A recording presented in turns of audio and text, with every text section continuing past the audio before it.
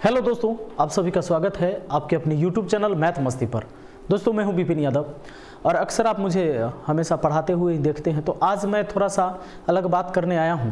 अगर जो विद्यार्थी अभी नए हैं या पुराने भी हैं, नहीं समझ पाते हैं कि आरआरबी, आरआरसी या आरआरबी एनटीपीसी क्या होता है, आरआरबी एनटीपीसी के अंतर्गत किस किस पोस्ट पर एग्ज़ाम होता है, हम इसके बारे में जानेंगे। क्या है रेलवे में नौकरी करने का प्रोसेस, क्या है तरीका, इस पर बात करेंगे। तो सबसे पहले हम आपको ये समझाएंगे कि आरआरबी आपने नाम सुना होगा खूब, आरआरबी, आरआरसी। दोस्तों आरआरबी का मतलब होता है कि रेलवे रिक्वायरमेंट बोर्ड। ये तीनों चीज़ जो आप देख रहे हैं ना, आरआरबी, आरआरसी, आरआरबी एनटीपीसी, जब रेलवे को कर्मचारी की ज़रूरत होती है, उनकी रिक्तियां होती है, स्थान जब खाली रहते हैं, उन्हें कर्मचारी की ज़रूरत होती है, तो इनको कहता है रेलवे कि भाई तुम हमें चुन कर दो, हमें कर्मचारी की ज़रूरत है, तुम बच्चों को चुनो, जो पढ़ा लिखा है उसको चुनो, और इसके कुछ क्राइटेरिया हैं। तो ये आरआरबी जो है railway requirement board, RRC railway requirement cell, पहले ग्रुप डी का एग्ज़ाम आरआरबी करवाता था, लेकिन अब ग्रुप डी की जिम्मेवारी किसको मिली है? आरआरसी को। ये आरआरसी इस बार ग्रुप डी का एग्जाम आरआरसी ही करवाएगा। और आरआरबी एनटीपीसी क्या है? तो आरआरबी ने ही एनटीपीसी को भी ले लिया कि कुछ एग्जाम भाई तुम भी करवाओ। तो एनटीपीसी यानी कि ये है आपका non technical popular category, NTPC का मतलब। और आरआरबी आप समझ गए हैं, रेलवे रिक्वायरमेंट बोर्ड। तो आरआरबी ने कुछ काम किसको दे दिया? एनटीपीसी को। अब एनटीपीसी क्या कर दिया? एग्जाम लेती है। तो अभी आपने कुछ बवाल सुना होगा, खूब बवाल हुआ था कि एनटीपीसी एग्जाम नहीं करवा रहा था, और बहुत आंदोलन होने के बाद एग्जाम करवाया तो उसमें रिजल्ट जो है सो उल्टा पुल्टा कर दिया, गड़बड़ सरबड़ हो गया, जिस पर बवाल हुआ। और अभी क्या है, ये प्रोसेस में चल रहा है, इस पर आगे आपका जानकारी मिलने वाला है। तो सबसे पहले हम आपको आज ये बताएंगे कि आरआरबी एनटीपीसी के बारे में, कि एनटीपीसी के अंतर्गत कौन कौन से पोस्ट के लिए वैकेंसी निकाली जाती है। दोस्तों आरआरबी एनटीपीसी यानी आरआरबी रेलवे रिक्वायरमेंट बोर्ड, ये सारी चीज़ें समझ गए हैं। सबसे पहले आप यहाँ आ जाइए, समझिएगा मेन बात कि आरआरबी एनटीपीसी जो है, इसके फॉर्म भरने के लिए आपको या तो ग्रेजुएशन या कम से कम 12th पास होना जरूरी है दोस्तों।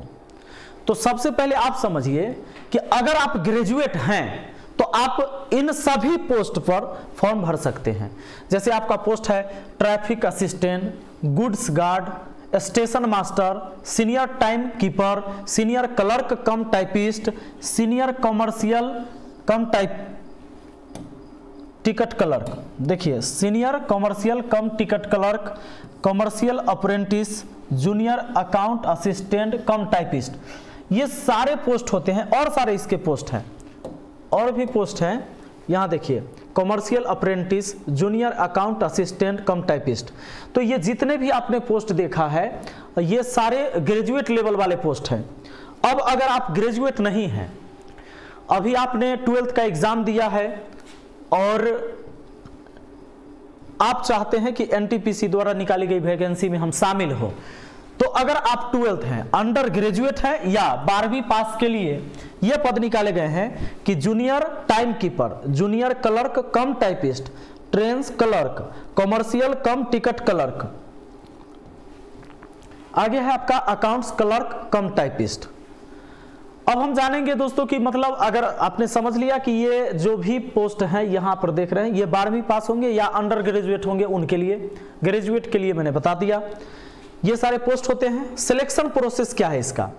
तो सिलेक्शन प्रोसेस ये है कि आपको एग्जाम देना होगा, और वो होता है सीबीटी, CBT 1 कहते हैं, CBT 2 कहते हैं। ये CBT 1 CBT 2 का क्या मतलब है? Computer based test. मतलब पहले क्या होता था कि क्वेश्चन जो है, क्वेश्चन पेपर मिलता था आपके हाथ में, OMR शीट मिलता था, और उसमें जो क्वेश्चन मिलता था उसमें 4 ऑप्शन हुआ करते थे, और उसमें हम देख देख के जो आंसर सही होता था उसको रंगते थे OMR शीट में। लेकिन अब क्या हुआ है कि अब हम एग्जाम क्या देते हैं? कंप्यूटर पर एग्जाम देते हैं, इसीलिए इसको बोला गया CBT 1। CBT 1 इसका मतलब यह है कि भाई कंप्यूटर बेस्ड टेस्ट, ये पहला। और जब आपने पहला क्वालिफाई कर लिया तो फिर आपका CBT 2 होगा। CBT 2 मतलब कंप्यूटर बेस्ड टेस्ट 2, ये दूसरा टेस्ट होगा। अब यहां पर समझिएगा कि CBT 1 यानी स्टेज 1 जो आपका एग्जाम होगा उसमें किस किस विषय से सवाल पूछे जाएंगे।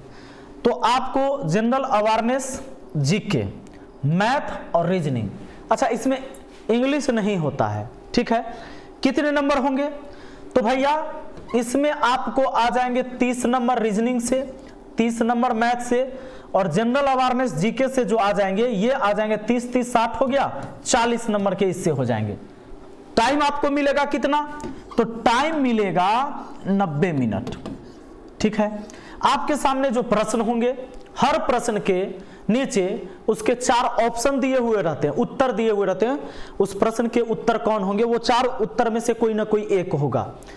तो 90 मिनट आपको समय मिलेगा, 100 सवाल आपसे पूछे जाएंगे।